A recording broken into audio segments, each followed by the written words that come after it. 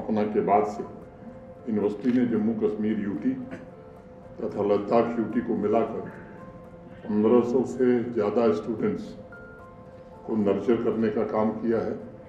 और अभी सकीना इट्टू जी भी बता रही थी कि लगभग 1000 स्टूडेंट्स अभी वहाँ पढ़ रहे हैं।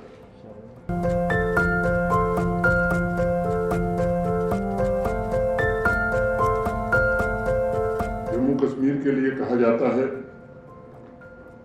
कि शिक्षा माने एजुकेशन की एक अपूर्व निधि है कि 11वीं सदी में कल्हड़ ने राज तरंगड़ी में लिखा था कि नॉलेज और आर्ट्स की देवी शारदा का प्राचीन स्थल कश्मीर के गंग भेद कुंड में ही था, उसी के आसपास था। और उन्होंने लिखा भी, देवी भेद गिरे श्रृंगे गंगोद भेद उच्चचई स्वयं सर्वंत दृश्यन्ते यत्र हंस रूपा सरस्वती। मुझे विश्वास है कि माँ सरस्वती का आशीर्वाद शारदा यूनिवर्सिटी और शारदा पीठ के होनहार यूथ की यात्रा भारतवर्ष में उज्जवल भविष्य में अपना योगदान देने में समर्थ होगी। एक छोटी कहानी से मैं बात शुरू करूंगा। 1938 में अमेरिका में जन्मे स्टीवर्ट ब्रैंड को आमतौर पर एक प्रोजेक्ट डेवलपर के रूप में, एक ऑथर के रूप में जाना जाता है। 30 वर्ष की उम्र में यानी 1968 में अपने साथियों के साथ मिलकर एक मैगजीन उन्होंने शुरू किया। उसका नाम था होल अर्थ कैटलॉग। 1974 में इस मैगजीन का जो फाइनल वर्जन प्रिंट हुआ, उसमें स्टीवर्ट ने बैक पेज पर एक कोट लिखा था, और I will quote, stay hungry stay foolish. Magazine आगे चल करके बंद हो गई और इस कोट को वहां के लोग भी भूल गए, दुनिया भी भूल गई। लेकिन एप्पल फोन और तमाम अन्य मॉडर्न गैजेट्स के इनोवेटर स्टीव जॉब्स ने इसे अपने युवा अवस्था में पढ़ा, जब वो यंग थे।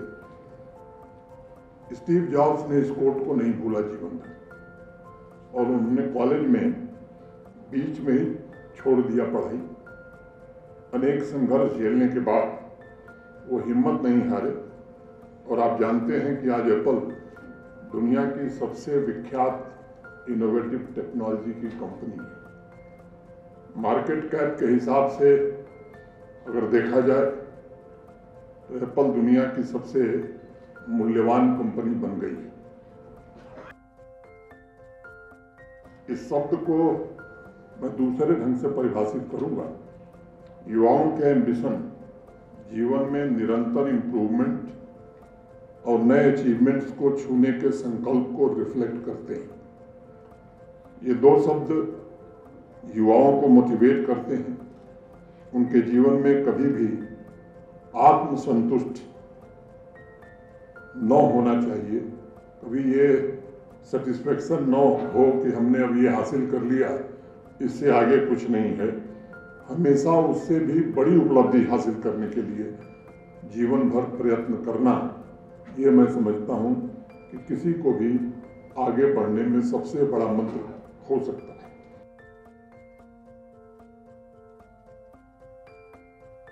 बल्कि स्टीवर्ट ब्रैंड ने इन दो शब्दों के माध्यम से युवाओं को मोटिवेट करते हुए कहा था वो अपनी जिंदगी में, लाइफ में रिस्क लें, स्टेटस को सदैव चुनौती दें और नए इन्वेंशन के लिए नई चीजों को आजमाने से कभी न डरें।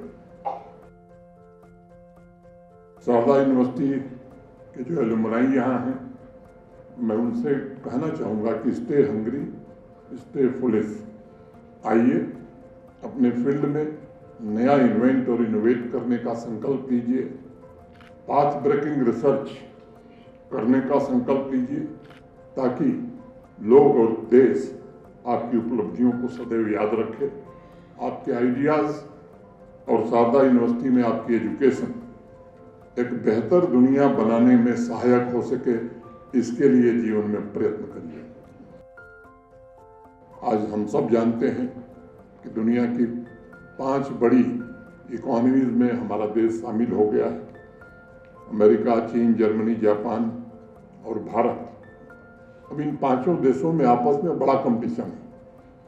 कैसे कैंपस में मौजूद एक्सपर्टीज विकास को गति दे सकें और एक लक्ष्य जो देश ने और माननीय प्रधानमंत्री के संकल्प के कारण आज देश ने तय किया है, वो विकसित भारत। जब हम आज़ादी का शताब्दी वर्ष मनाएं तो विकसित भारत का हम निर्माण कैसे करें। हमें इस बात को सदैव ध्यान रखना होगा कि आर्टिफिशियल इंटेलिजेंस के जो मॉडल्स हैं आज सिर्फ टेक्नोलॉजी से संबंधित नहीं रह गए हैं, बल्कि सभी सेक्टर्स को वो आज प्रभावित कर रहे हैं, इन्फ्लुएंस कर रहे हैं। इसलिए साइंस हो, मेडिसिन हो, मैनेजमेंट हो, एग्रीकल्चर हो, अकाउंटिंग हो, मीडिया हो, फिल्म्स हो, ह्यूमैनिटीज हो, इन क्षेत्रों में भी इसका स्थान अत्यंत महत्वपूर्ण हो गया है। आने वाले समय में सबसे बड़ी भूमिका ऐसी यूनिवर्सिटी, शारदा यूनिवर्सिटी जैसे शिक्षण संस्थाओं की होने वाली है।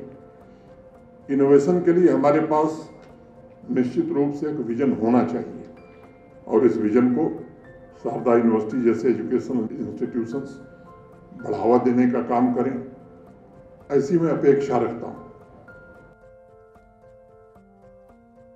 मैं चाहूंगा कि हर एक फैकल्टी मेंबर्स के मन में ये बात गहरे रूप से बैठ जाए, एजुकेशन केवल इंफॉर्मेशन का संग्रह नहीं है। वो जमाना बीत गया। एजुकेशन एक दुर्लभ अवसर है। एजुकेशन असीम शक्ति का दूसरा नाम है। एजुकेशन एकमात्र अनमोल संपत्ति है और एजुकेशन उस नन्हे दिए की भांति है जिसमें विराट अंधकार को हराने की क्षमता है।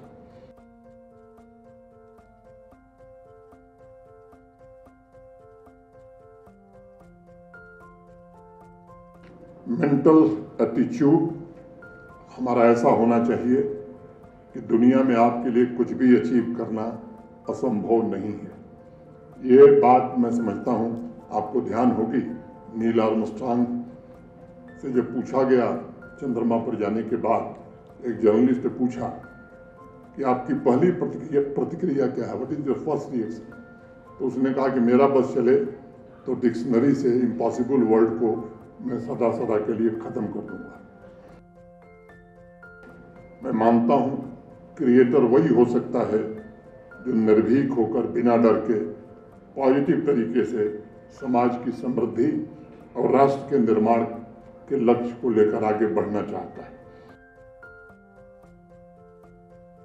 आप सब जानते हैं कि भारत के माननीय प्रधानमंत्री श्रीमान नरेंद्र मोदी जी ने इनोवेशन इकोसिस्टम को सशक्त बनाने के लिए और रिसर्च आउटकम तथा पेटेंट पर पिछले 10-11 वर्षों में हमारे देश में बहुत ही बल दिया है। अभी तक 1.5 लाख से ज्यादा स्टार्टअप्स और 100 से ज्यादा यूनिकॉर्न देश में स्थापित किए जा चुके हैं। जम्मू कश्मीर में भी 1000 से ज्यादा स्टार्टअप्स कॉमर्स मिनिस्ट्री के वेबसाइट पर रजिस्टर्ड है। और उसमें जो सबसे अच्छी बात है, 33% से ज्यादा बच्चियों के, महिलाओं के स्टार्टअप रजिस्टर हैं। ये जम्मू कश्मीर के लिए सबसे खुशी की बात है। ट्रेडमार्क फाइलिंग की अगर मैं बात करूं तो आज भारत दुनिया में 4थे स्थान पर है। यानी पिछले 10-11 सालों में व्यापक परिवर्तन इस देश में हुआ है और मैं मानता हूं कि नेशनल एजुकेशन पॉलिसी 2020 इस देश के विकसित भारत की यात्रा में सबसे महत्वपूर्ण योगदान देने वाली है।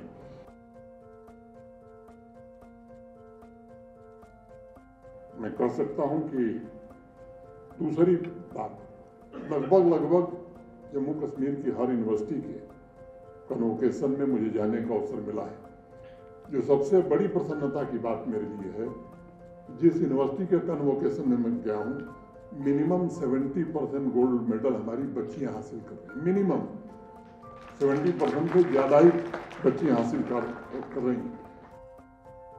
युवाओं को सिर्फ डिग्री नहीं देनी है, ये बात हमें ध्यान रखने की ज़रूरत है, बल्कि उन्हें ऐसे स्किल्स देने जिससे वो जीवन में कुछ नया करने, नया सीखने, नया इन्वेंट करने में सफल हो सके। ये आज सबसे बड़ी आवश्यकता है। मैं मानता हूँ इनोवेशन भविष्य में विकास को निर्धारित करेगा और मुझे यकीन है कि शारदा यूनिवर्सिटी जैसे एजुकेशनल इंस्टीट्यूशंस के दूरदर्शी दृष्टिकोण और इनोवेशन के प्रति समर्पण एक नॉलेज सोसाइटी विकसित करने में हमारा सहयोग करेगी।